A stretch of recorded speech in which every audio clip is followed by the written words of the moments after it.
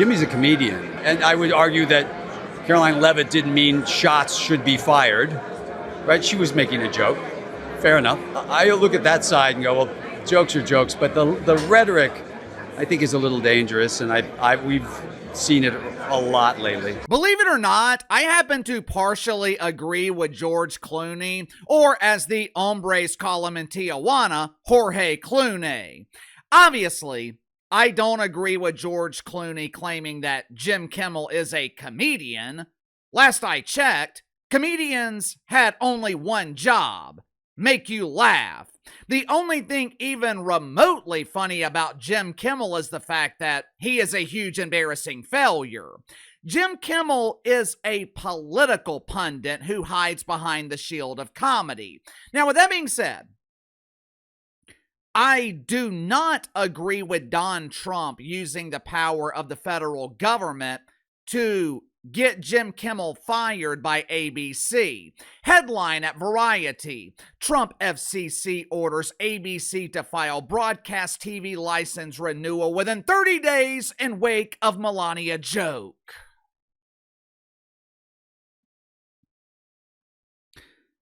Look, I know it's easy for Trump supporters to get behind this, and you guys should know by now, Uncle Casey is not a defender of Jim Kimmel, but what Don Trump is doing is a very slippery slope.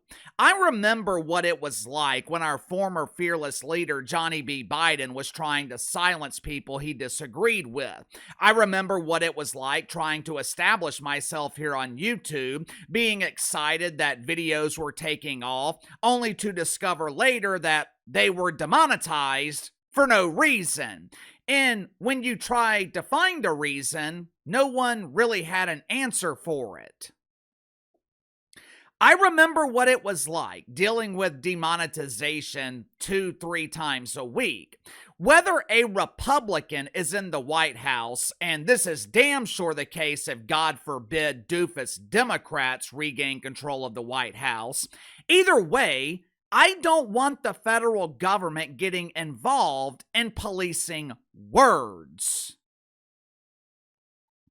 At the same time, though, the networks, the mainstream media, content creators, anyone with a sizable platform, we have an obligation, we have a responsibility to our audience.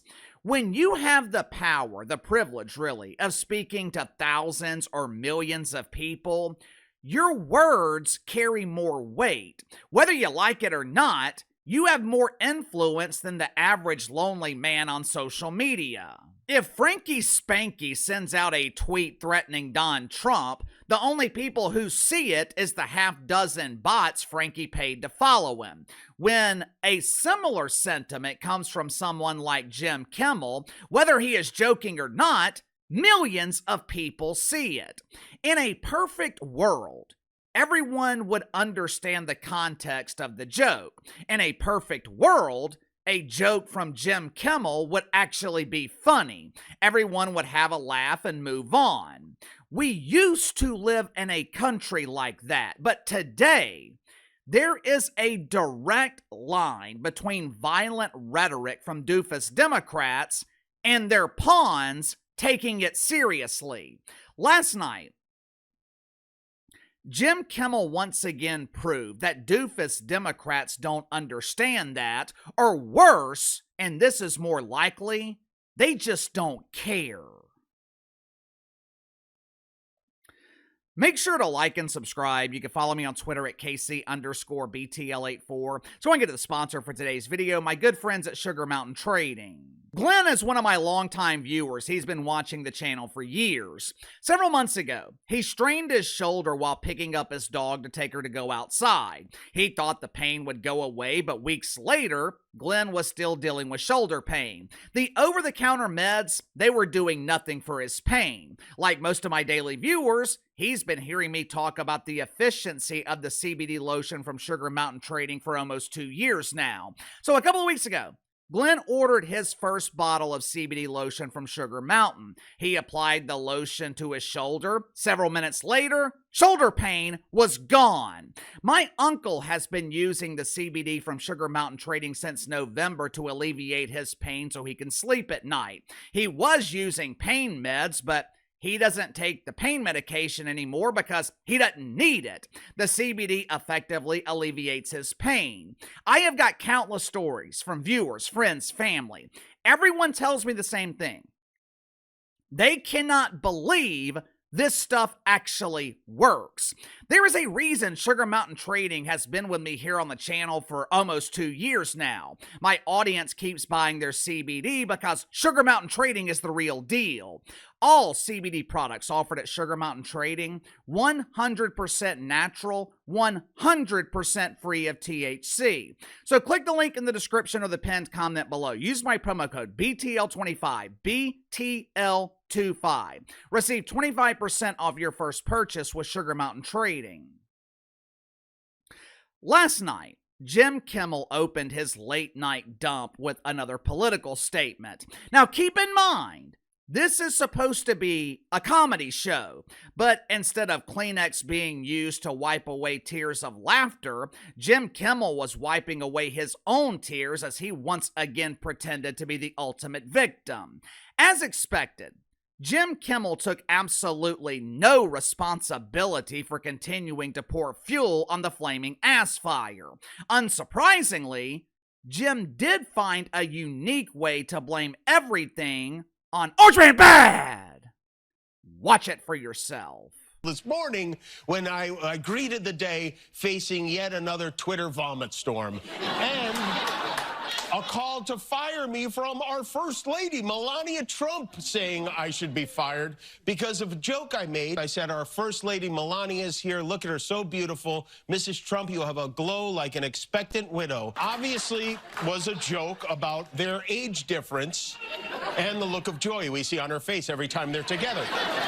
It was a very light roast joke. It was not, by any stretch of the definition, a call to assassination, and they know that. I've been very vocal for many years speaking out against gun violence, but I understand that the First Lady had a stressful experience over the weekend, and probably every weekend is pretty stressful in that house. And also, I agree that hateful and violent rhetoric is something we should reject.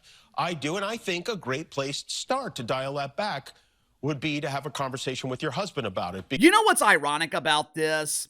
According to an addendum to the Woke Commandments, which was added by Jim Kimmel 8 years ago, according to his own rules, ABC should be forced to fire Jim Kimmel. 8 years ago, when Roseanne Barr made a joke, I believe it was about Valerie Jarrett, there was so much backlash from the wanker spankers on social media that ABC immediately fired Roseanne.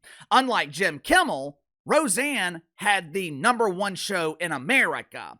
Jim doesn't rank in the top 10 on his own network. Supposedly, Jim Kimmel is a fighter for free speech. He doesn't want people to get fired over harmless jokes. But when Roseanne was fired, this is how Jim Kimmel defended her right to make jokes. Check it out for yourself. Hey guys, it's me, Jimmy! As you guys know, I am a defender of free speech, unless of course I don't agree with it. ABC made the right call by firing Roseanne. This woman is racist! These are the consequences to her hateful vitriol.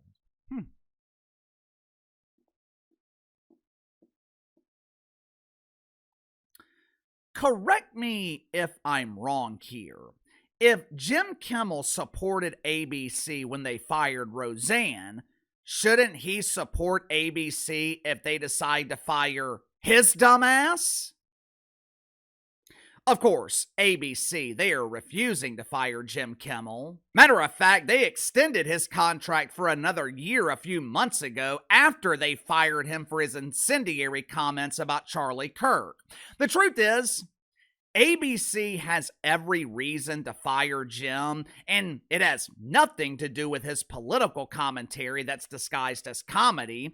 Jim Kimmel should be fired for the same reason Stevie Colbert is soon to be unemployed. These late night dumps are money losers. You know, every time a doofus Democrat is politically violent, which seems to be happening with more and more regularity, we always hear the same excuses. Republicans are violent too. Don Trump started it. His rhetoric is dangerous.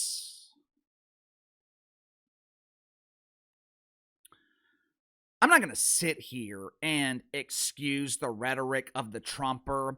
Does he need to tone it down? As president, should he take the high road? Absolutely. But I also understand why he feels the need to fight back. Take a look at some of the rhetoric that he is fighting against. Now, this is just the rhetoric coming from doofus Democrat politicians. If this list included podcasters and influencers, it would have more pages than the dictionary.